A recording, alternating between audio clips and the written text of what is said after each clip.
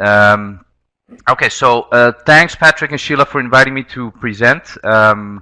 This is a presentation about a huge event we organized last year at the World Bank.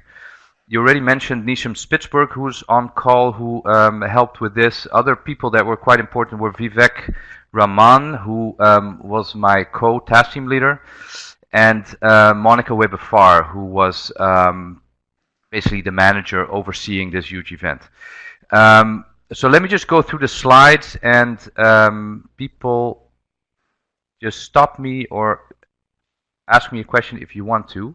So first of all, warning, this presentation may contain PowerPoint slides. You'll see why I'm giving you this warning, because I am definitely not practicing what we preach by doing this presentation through slides. But anyway, learn at your own risk, although this is not having someone speak. Using slides is basically not the way we can make knowledge stick. Because usually when we organize events, very often this is the result. People just, they just listen and they don't remember, or they even fall asleep. I hope I'm going to be able to keep you awake. So a funny thing happened on the way to the forum. The forum was a huge event at the World Bank in February of last year. Organized by a network that has since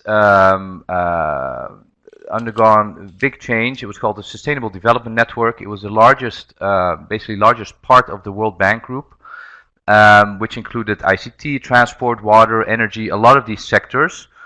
And this was an internal learning event for all staff working within this network. And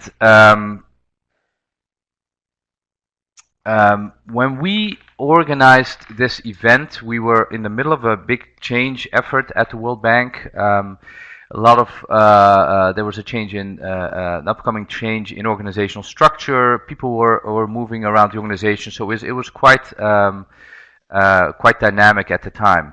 Still, we went ahead and said, okay, this might be the right moment actually to do a huge learning event, whereas a lot of people told us we were crazy. When we decided to do it, we said, okay, but let's do it differently this time. Let's make sure it's not a traditional event where people go back to work the next day and basically, you know, it's business as usual.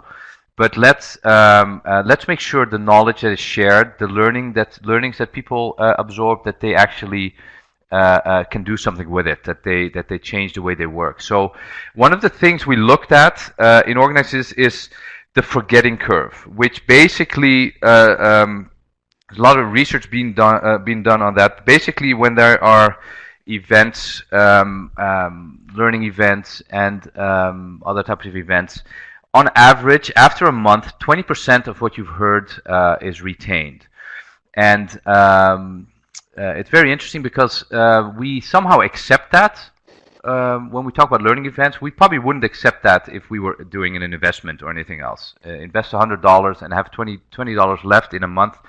You'd never do that. But somehow with learning events, this is often the case. So we said, let's do that differently. Let's use this event to change the way people will learn. One thing we did with our group is we did a lot of research into what type of formats work outside of the bank, what types of formats, learning formats, had worked previously within the bank, and we basically came up with 10 different learning formats that we wanted to use during this event. And just as a highlight, just some high-level principles. We wanted to make it collaborative. We want to make it bite-sized, which means people can actually take these chunks of knowledge, these nuggets, and implement in their work. We wanted to make it practical. We wanted to have it be staff to staff, so peer to peer, preferably in small groups. Preferably have it bottom up in terms of topics and long term. Now, the other side, which is usually the way things happen, is that events are one-way lectures. You know, a high-level speaker comes in and talks to a group, or someone gives death by PowerPoint, which is why I mentioned, you know, it's actually what I'm doing now. But I'm not really practicing what I preach, but but you're happy to chat me and ask me questions to make it interactive. Often it's managers unloading their strategies and their newest insights, and those may be disconnected from real work once in a while, or often. They're large plenaries, they're panel talks, and they're one-off moments, by which we mean it's nice to sit in a room and listen to someone talk, but what's in it in the long term from what you've learned. So we said, let's make knowledge stick, and let's focus on those elements that are that will make sure that happens. Before I go into the different formats we use, just a few numbers about this event. And I think, and no one has corrected me yet, that this was probably the largest internal learning event that was ever organized within the World Bank Group. Basically, it was over 5 days. We had 10 topical streams, so water was a stream, energy was a stream. We had 10 learning formats, which I'll talk to you in a bit. But just looking at the sheer numbers, there were 150 volunteers just helping people move around, helping people, get to their spots, helping in a lot of ways. There were 250 events, and that's a lot, obviously, over 5 days. And one of the reasons was that these groups are very small. 400 plus speakers, and in the end about 1,500 participants, and we did a lot of evaluations to make sure that we knew that knowledge would actually stick or not. So let me do the countdown, the top 10 of when you know if your forum is sticky or not. And these are basically the 10 insights we gathered based on organizing and basically having this event last year. So first of all, like I said, we had 10 different formats, and we put them on an axis. One axis is relational knowledge, so it's about meeting people, about getting to know other people that could probably help you in your work. The other part was contextual knowledge, which was more about the substance and listening and learning about insights and knowledge nuggets that you could actually use. So I can briefly just go through these 10, just touch upon those. I will start all the way at the top, the Wikithon. We basically launched the internal World Bank Wikipedia as an interactive, very democratic and open platform for people to create documents jointly. It's also a place where everything about organizing this forum and everything about each of these 10 formats is actually there as a wiki. Up close and personal, those were like TED-like talks, because those seem to work outside the organization. Meet the Managers was a formula where we used lunchtime for people to meet managers, especially since there were some shifts due to the change effort. Basically, people got to meet new managers during lunch. Project Expo was an exhibition of very practical projects that could be of use, at least the insights that could be of use. Master classes were, well, I guess most people know what master classes are, but those were designed for more experienced staff to not only learn from a master in their field, but also, especially from each other. TTL Trade Secrets, so TTLs are task team leaders. These were very practical sessions when they told small groups how they actually overcame certain challenges. Hard Talks were similar to the BBC format for those of you who know that format. Basically, an unscripted interview, very pretty unscripted questions with an expert and with a lot of audience engagement. Project clinics was a format where project teams could basically bring their issue of their project to a doctor, which was then, in quotation marks, like a project doctor who had looked at their challenge before the event and could probably help them solve it. Experts on Call was an interesting but logistically pretty tough format, where people had 15-minute engagement with experts, kind of like how some people may just visit their doctor for 15 minutes, or or actually the analogy we used was if you go to a large event and someone speaks, and sometimes after the speaker is done, you go up to the podium and you up to the stage and you ask them those 2-3 questions that she then answers. These 15 minutes experts on call were meant to replicate that. And the Genius Bars were a copy of the Apple Store Genius Bar, where people could get information on all the tools and tricks and platforms that could be of use within the World Bank Group. So that was a 10. That was basically the first one of the countdown. We looked at all these, and we had a lot more of formats that we looked at, but these were the 10 that we thought we were going to use across this event.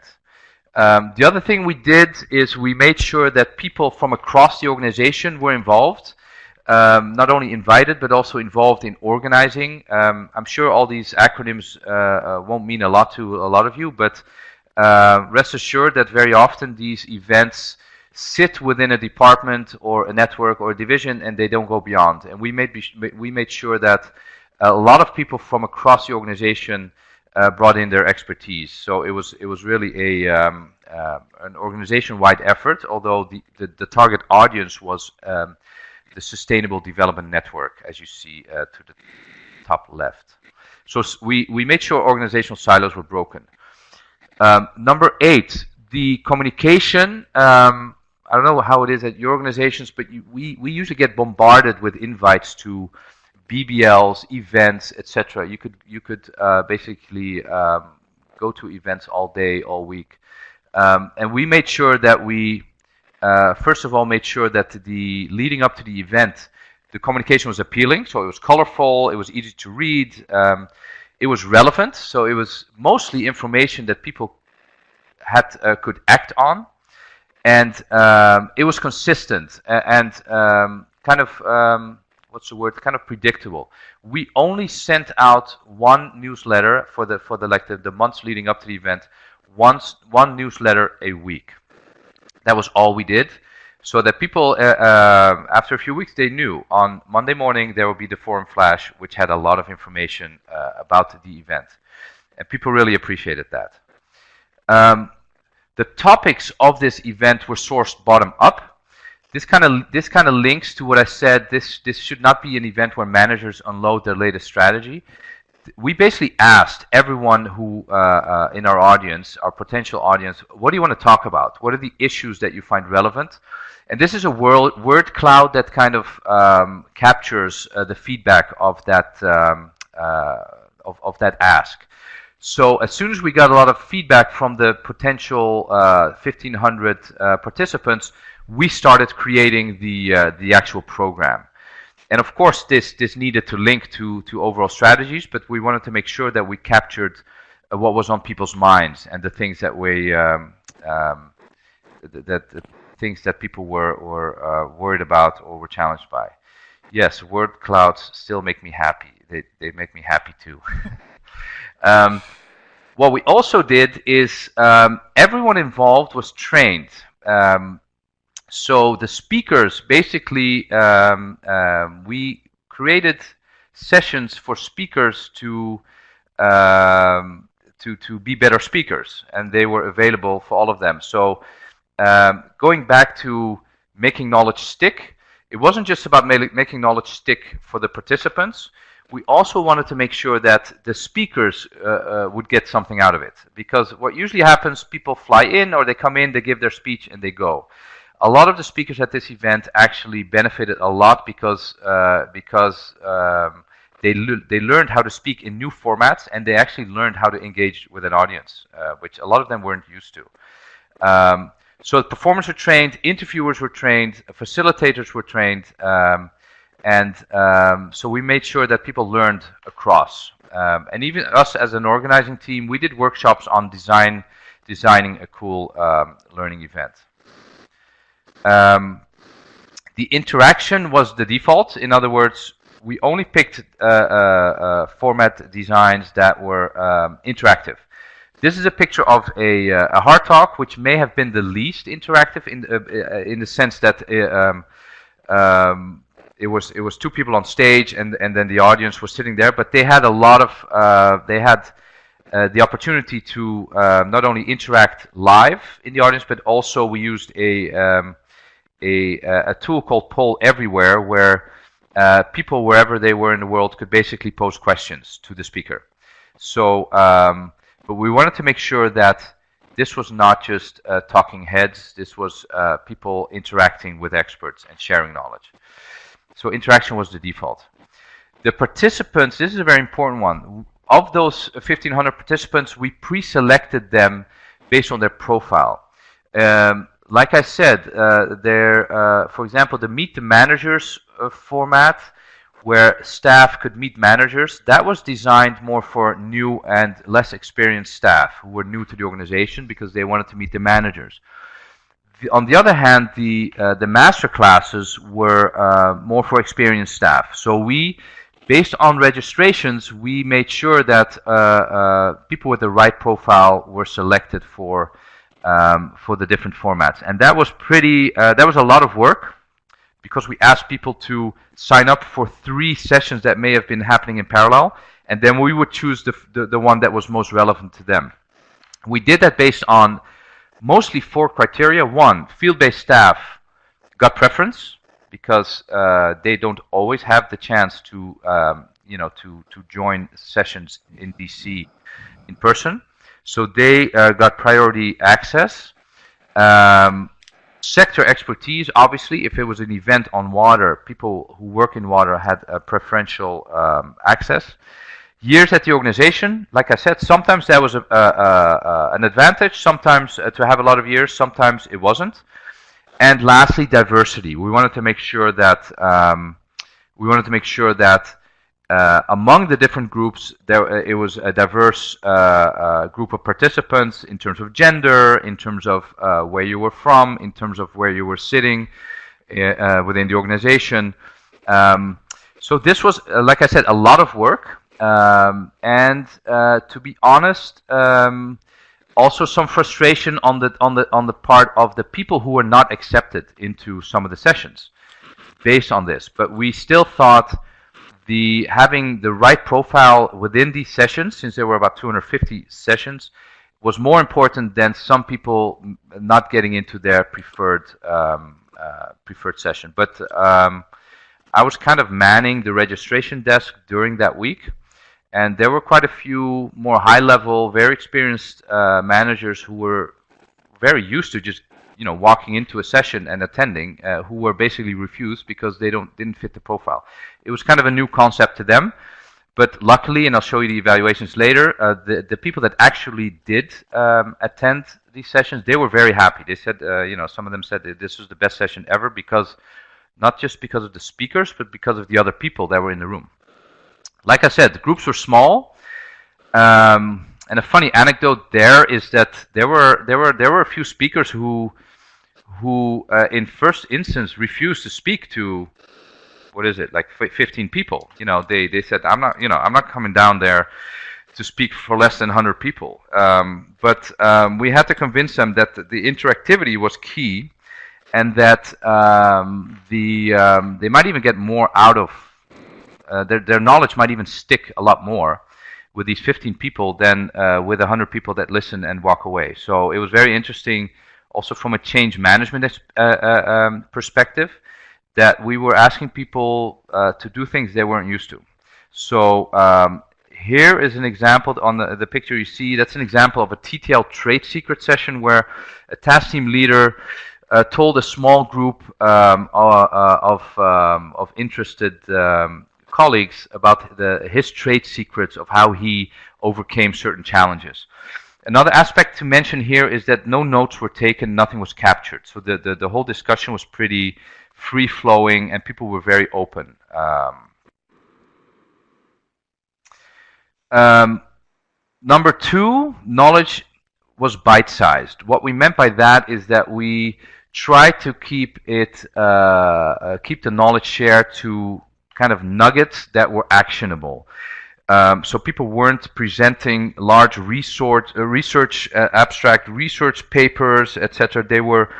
we try to keep it to very practical and implementable knowledge. And it obviously didn't always work, but we did try in terms of instructing people to do so. It also helps if you do it, if you create an interactive event, the audience will basically rise up if it is, if it's not. So if it's boring and the speaker keeps dragging on about his or her research, we gave the audience a chance to basically intervene. So knowledge was bite-sized as much as possible. And lastly, and not unimportantly, the experience was fun.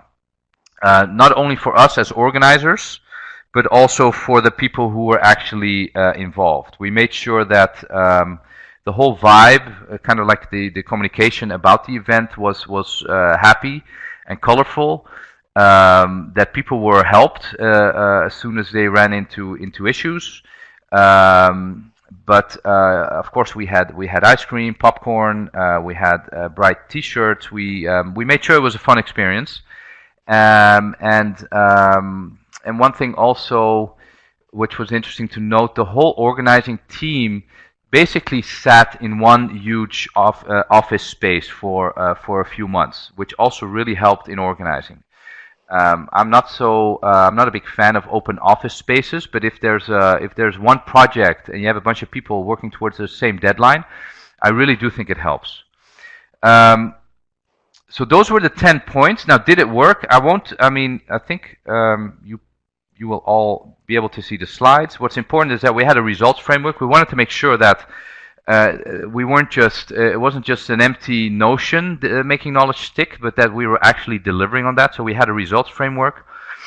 One of the ways we saw that knowledge stuck is that some of these formats, like the Genius Bars, the WikiBG, and a bunch of others, were actually taken up by other parts of the organization at other learning events. We got a lot of more qualitative feedback by email, etc., as you see here. Team came back supercharged. They had never had such good interaction, etc., etc. So that was very nice to hear.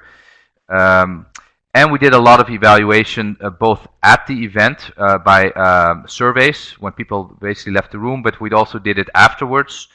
And also in about 4 months after the event. So I'm not going to go into a lot of detail, but I think people will be able to see these slides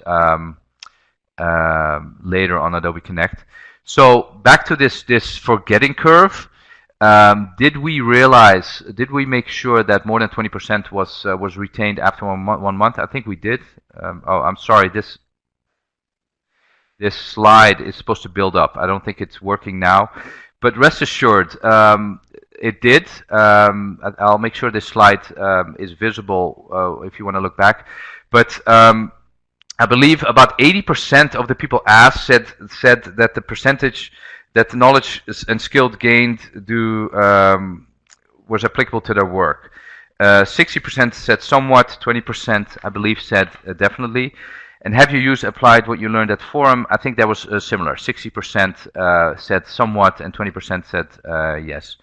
So the evaluations were quite positive, and like I said, we're still now at the World Bank Group. There's still questions come in every week of people who are organizing big events who ask us, how we did it and how we can help. And what does help is that, like I said, we have an internal Wikipedia which explains how we did all this. And a lot of other teams now, they pick and choose out of these 10 designs to see which one would fit best. All right, thank you. Sorry about that last slide. I didn't know it wasn't complete. And now I'm opening it up to questions. I saw some come in through chat. Patrick, how do you want to do this? Or Sheila? Hey Arno, it's Sheila. Can you hear me? Yeah. Arno's I hear you. Arno. Patrick's still having some technical difficulties, so I'm going to moderate. So yeah, Sure. why don't we take the first question from the chat, and then we can see if someone has, types anything else in or wants to unmute their microphone, and kind of go back and forth like that. So the first one's from Yejing. Sure. How do you measure or report progress on silos that are broken? There can't be a single answer, but we'd love to learn from your insights and approaches. Yeah, I think, I mean, three things come to mind. First of all, our director at the time, Monica Weber-Farr, she managed to collect a lot of people, to engage a lot of people from across the organization. And they sat in that same room that I just mentioned. So that definitely helped in breaking the silos, because those same people had to report back to their managers wherever they sat in the World Bank Group. Secondly, in delivering the event, also people participated from various different parts of the organization. And lastly, what we now see is that we are getting questions still about this event, although it's been about a year and a half ago now. We still get questions on how we did these various formats. Again, from across the World Bank Group. So those are three ways in which I think the silos were broken, and especially the last one. It's obviously very gratifying to see that people are picking up on these, and that these formats are basically taking on a life of their own. But I guess the key is to start, even when you start thinking and start organizing an event like this, make sure you involve people from different silos, because then they're in there, from the start, and they at least have part ownership of it. Shall I grab the next question? Oh, no, I don't see the next question. Yeah, actually, can I just ask a follow-up to this? You talked about getting people from different silos involved from the beginning. What type of activities, or how did you engage them to make sure that they were actively engaged in the process and you just weren't kind of sitting down and saying, "Hey, we're having this event. We want you to be engaged." What were some of the strategies used for engagement? Well, one was pretty, I won't call it harsh, but like I said, so there were 10 formats and there were 10 topical streams. So basically it was a matrix, right? You have 10 topics and 10 formats, and each format would cover each of the 10 topics. So what was done is basically these people, as soon as they were allowed to volunteer their time to this event, they were assigned basically the intersection of either a topic or a format. So and as soon as that happened, we basically had regular meetings to make sure if the progress was there in organizing these things. And that actually what really helped is the fact that we were in a crunch. So this happened end of February. And I think we got to go ahead to basically organize the event in beginning of December.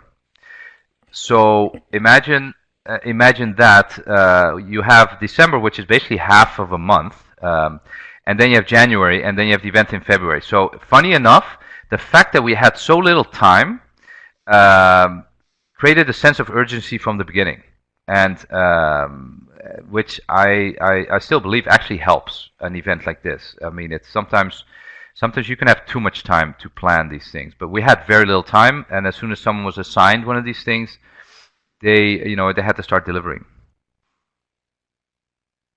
And it was fun, actually. So people had fun doing so. Well, good.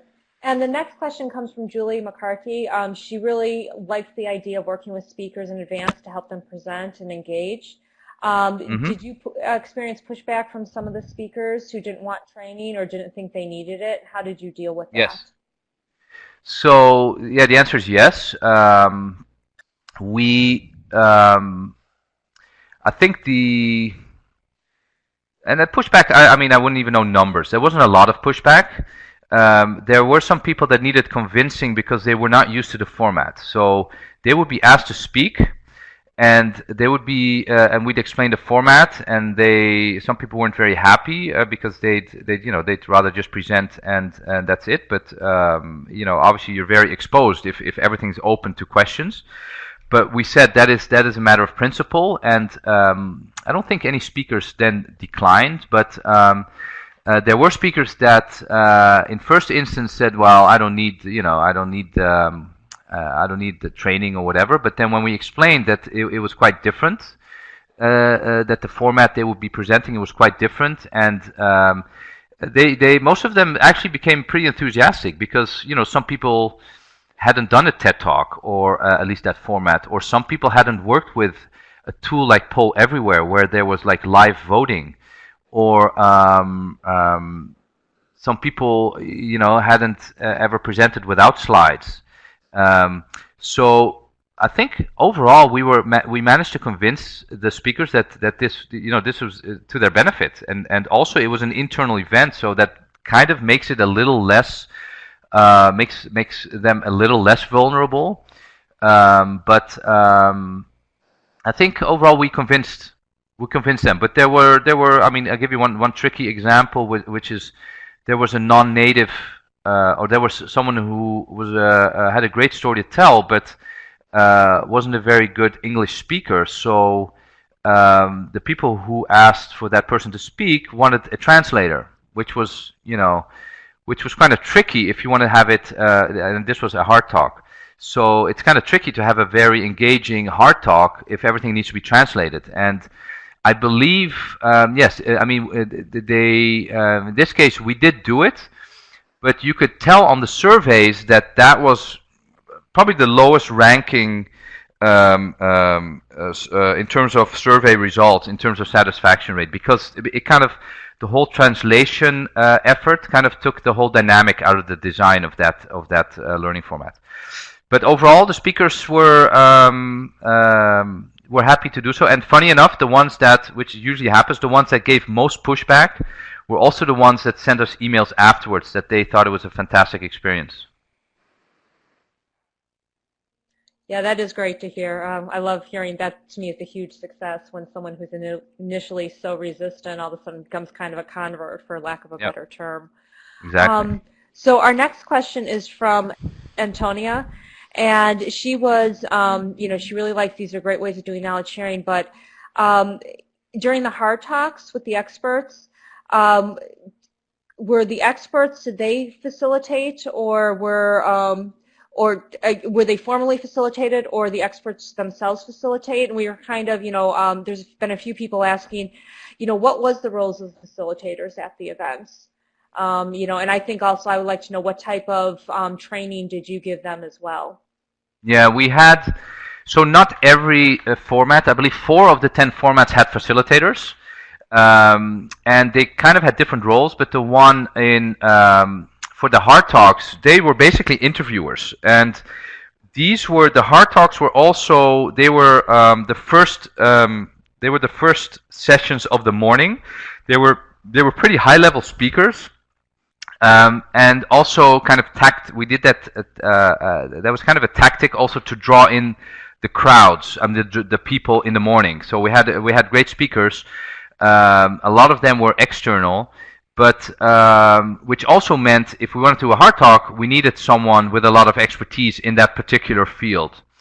And so those were, generally, those were higher level World Bank staff whom we knew would be able to, do a good interview. And so in those sessions, they were the facilitators, and obviously there was someone who was more the logistical coordinator for that session. In other sessions, the facilitator had more like a moderating role. I mean, not necessarily interviewing, but basically introducing the speaker, like in the TTL Trade Secrets, and just to make sure that the speaker, and the group kept basically the momentum going. And they basically got facilitators training. So there was someone at the bank who basically gave them a training on how, on successful facilitation. I don't remember how long. I think it was a 2-hour session. Basically, the highlights of how do you facilitate well, how do you make sure the conversation keeps going, how do you open it up, how do you, things like that. Very practical. So, which was also an added byproduct of this whole event is that we had more than 100 trained facilitators after the event, which the rest of the World Bank Group could tap into for events. So that was also a nice byproduct. So for the four formats that did use facilitators, their role was a little bit different depending on the format. I do see, Sheila, I do see other questions. I'm happy to... Yeah, sure. Did you go ahead? Yeah. I just wanted to ask a question real quick, and then I'll get to the next one. Scott Vetter asked a really good one about the wiki. But before you said you pre-selected people based on their profile. Did you cull that information from HR, or are their profiles somehow in some kind of social media tool in the World Bank? How's that information obtained? These were Excel files that came from HR. And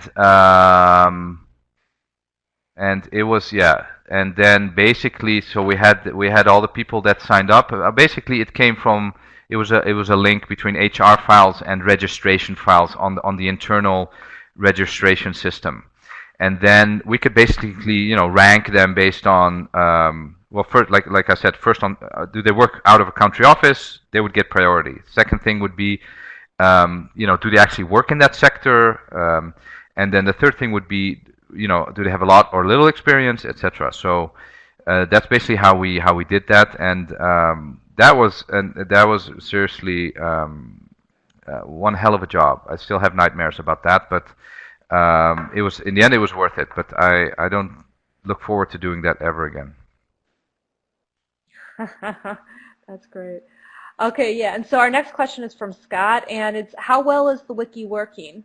And I think I also like to know, as kind of follow up this, from this event, how many champions kind of emerged to keep, because as you know, keeping a wiki going is kind of a mammoth task. So how's it working, and then how many champions have emerged? You mean champions, wiki champions, or just champions? Wiki champions. Okay, so I can answer that in two ways. It's not working very well. In terms of, if you'd ask me if it is now a broadly used platform for collaboration or joint document development, the answer would be it's not working very well. On the other hand, there are pockets within the World Bank Group, across the World Bank Group, who are actually using it very intensely. So we didn't really push it after the event a lot. I mean, there were a few more awareness and informational sessions, but we thought it kind of by definition it should be self-propelling. So the people who want to use it, they'll use it, which is the case, and the people who are not interested, they're not. So it's depending on how you look at it, it's either not working very well because it's not being used across the organization, but some very specific groups are very happy with it, and especially with the fact that it's very democratic, by which I mean you can change whatever's in there, and someone else can change whatever you do in there. Whereas very often within a large bureaucracy with a lot of hierarchy, there's huge peer review and approval processes, etc. It slows everything down. But this, if you create a document, anyone can work on it, etc. And some people really like that and really need that, but a lot of people don't. So it's kind of a mixed answer there. Yeah, great. And like I said, if anyone's interested in wikis and things like that, so on the 25th there will be a presentation by Richard Bolly, who knows a lot about Wikipedia and Diplopedia. Great, thank you for that. And Scott had a follow-up. Do wiki documents then graduate to formal recognition? No. No? Okay. Well, I mean, I say no. I mean, not on the wiki platform. The way we've looked at it is it's a place where you can have deliberations, where you can work on a document, but as soon as it becomes a more formal document, it'll go into other platforms, which are more curated and approved and all that. So it's really a very uncurated playground for people to work on things together. But so they can graduate, but it wouldn't be in the wiki. All right, well, thank you for being very honest about that. The next question is from Cheryl, and I really love this question. Do you have advice on how to do a learning event like this at a very small scale with a small budget? Yes, and I think um, I don't recall the budget honestly, but I think the budget was very low due to first of all the fact that we were in the middle of a change process at the World Bank, and people are actually questioning why would you do a big event like that now. As you've also saw, there are a huge number of volunteers involved. So obviously, from a perspective of staff time, it was a huge investment, but from the perspective of a lot of other things, it actually wasn't, because we stole and imitated and copied a lot of these formats from elsewhere. So, so how do you do this on a small scale with a small budget? I guess the first thing I would do is, look at events that have been done, like this one and like others. Really figure out how you can appeal to your audience, and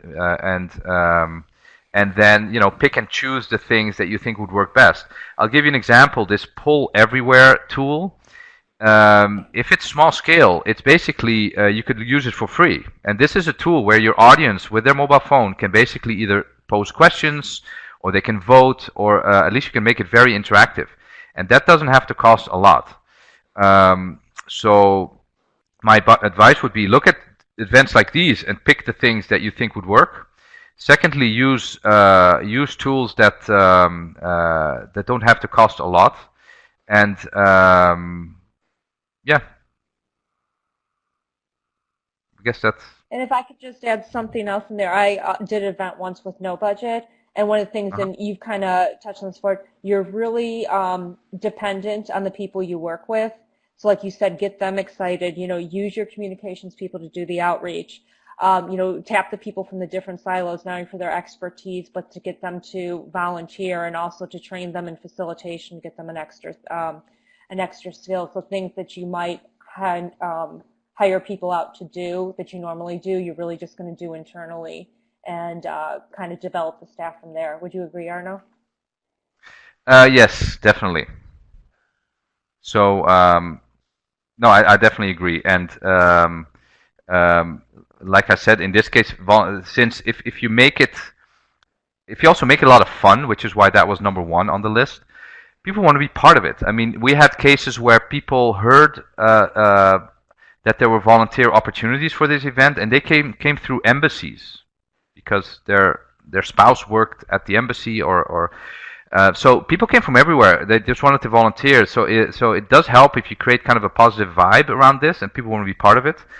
That can save a lot of money too, because people will start helping, either volunteering, or they will be offering, or people will offer the things they've done, etc. And I just saw Nisham's comment on chat that the biggest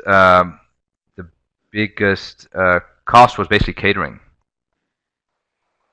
I mean, people do want their coffee and their cookies. So. Yeah, I think that's kind of essential if you really want people to show up and participate. And so one of the things, kind of as a follow-up, Cheryl says, did you have any external trainers for the speakers or facilitators, or was that all done in-house? And No, how they was were that? external. No, Okay. it's probably a mix. It's probably a mix. These were people that were external, but most of them were previously engaged by the World Bank for these type of things.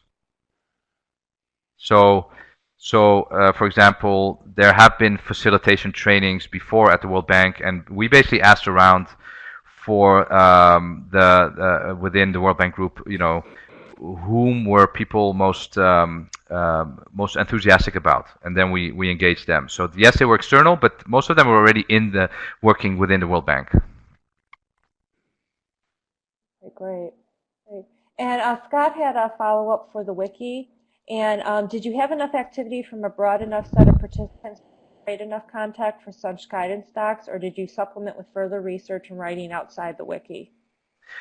So we did make sure there was kind of a critical mass before we even started the Wikithon, and we kind of planted some teams so that during the Wikithon, people would be able to work on things. We also had a competition, and during the Wikithon, so the Wikithon was basically in our big auditorium.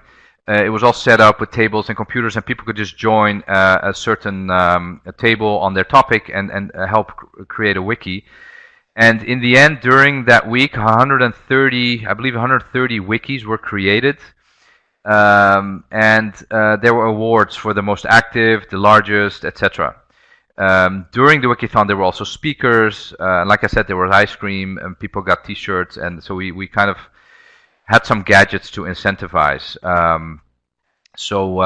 Yes, we jump started with some content, and we make sure it was a kind of a fun event with music and to make sure you could go from the table working on a wiki to play ping pong and then go back, things like that. Yeah, that does sound like fun. So we've answered all the questions from the chat box. Thank you, everyone. Did anyone else have anything? Did they want to kind of unmute their microphone and engage with Arno directly? And Nisham, also thank you for all the help you've been giving in the chat box to enrich the conversation. Really appreciate it. And Cheryl, did you want to? Good. Go ahead, Cheryl. Sorry. Hi, thanks for presenting, and I have the benefit of this is my second time listening to this, and I've actually, one of the things that I've noticed when we've tried to adopt these, I've moved organizations, so this is the second one that I've kind of tried to push to do these, and it seems like now a lot of our internal staff, when they are preparing for a session, like a learning event, they're now trying to do like more of a traditional lecture paired with an activity, paired with a Q&A. And I think the struggle that we're now having is that everybody for every session now wants to do kind of these three things. And honestly, for sessions, depending on what you're trying to achieve with a session, those three things might not be suitable. So we're kind of where we are is we're trying to develop guidance on how do you actually choose what's an appropriate format for whatever your learning objective is. So if you have any kind of advice on that, that would be really helpful. Well, I hear that one of the three is an interactive something, right? So that's already something, I guess, because I mean, because usually what happens, people show up with a set of PowerPoints on a stick, and they present, and there's Q&A. So I guess what I would suggest, if some people are more susceptible to these new formats than others, so what you could do is kind of tactfully look at those, or find those people and see if they're interested.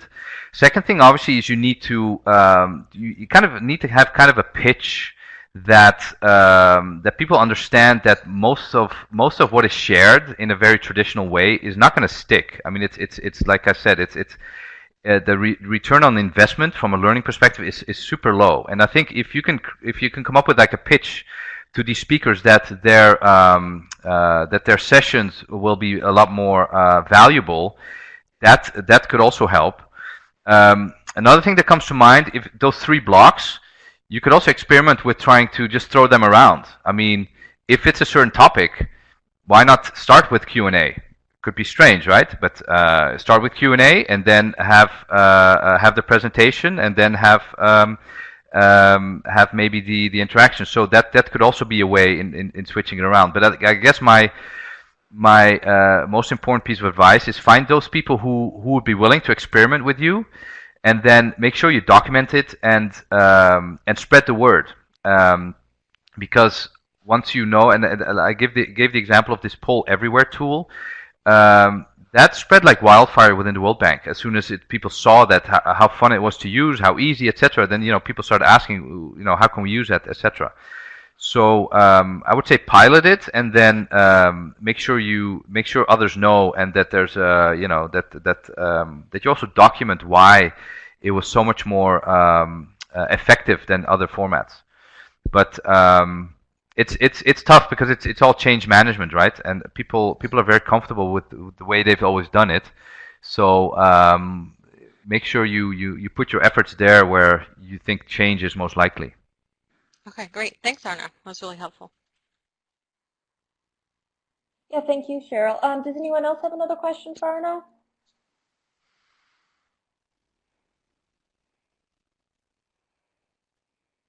Arno, one thing I kind of following up on Cheryl, I know we have meetings that are overseas, or a lot of times involve people from other countries, and we have gotten some pushback that other countries they're much more formal, and so we want to put in participatory activities, but for them it loses some legitimacy if there's like not a traditional panel up there or not a traditional lecture. Did you find yourself running into any of that, and if so, how did you kind of change people's minds, I guess is the best way to put it?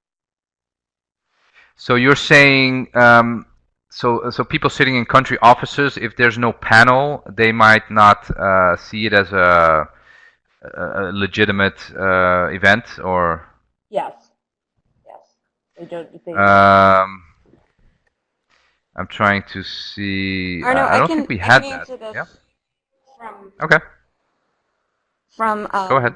other events not relating to the one that we're talking about now, but we face that problem. I work in a smaller part of the bank called International Finance Corporation that many of you are probably familiar with. And in IFC, we do a lot of events. My group, we take to our field offices. And we've absolutely faced that same thing. And particularly face-to-face training. If we try and come in with a whole bunch of new modalities, like some of the ones that we've been talking about today, there is a little bit of a culture pushback. So what we do is we bring in a big speaker, internal or external from the area.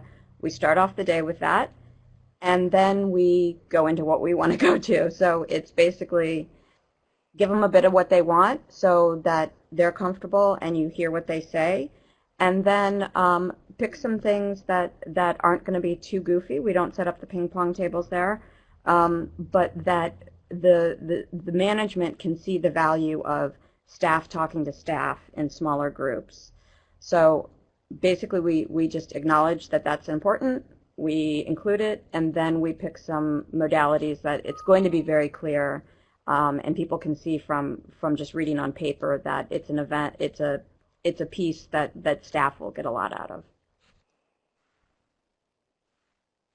Thank you, Nisham. That's great advice. Appreciate that. Does anybody else Although have any questions? Go ahead, Arno. I was going to say I would definitely miss the ping pong table, but sometimes you just, I guess you Maybe can do you without. sneak in the popcorn. But Yeah. yeah. Okay, does anybody else have any more questions for Arno? Yeah, Arno, one thing I want to say is when more details come about for the next KSA meeting, please feel free to send that to myself, Patrick, Adrian. We'll be more than happy to send it out to the KM task force too. So. The Yeah. KMA, right? Okay. The KMA, my apologies. It's That's okay. It's I can do that right now because it's in 2 weeks, and there's actually a LinkedIn group, link to the KMADC. So if people join that, you'll always get the update. But I'll send it to Patrick to make sure you can spread the word. Great. One of the things we always do is do a follow-up with the links for the recording and everything. We'll put that information in there as well, so people get that. So, all right. All right. Does anybody else have anything else? Well, Arno, I really want to thank you and Nisham both for doing this. It was great. It was very informative. And like I told everybody, we'll be getting you the information for the Knowledge Management Association. And I want to let you know in October, our KM Task Force meeting will be a joint meeting between the KM Task Force and also the TOPS FSN Network M&E Task Force. This is something we've heard from both task force having a conversation about KM and M&E, kind of where they intersect, where one starts, where begins, how can we help from each other. So be prepared for that. We hope you can join you. We hope you can join us. And in preparation for that, we're really going to let you guys kind of shape that conversation. We're going to be sending out a survey to kind of solicit your ideas, and we'll take the conversation from there. Okay, so everyone, once again, thank you very much. We really happy you joined us, and we'll see you next month.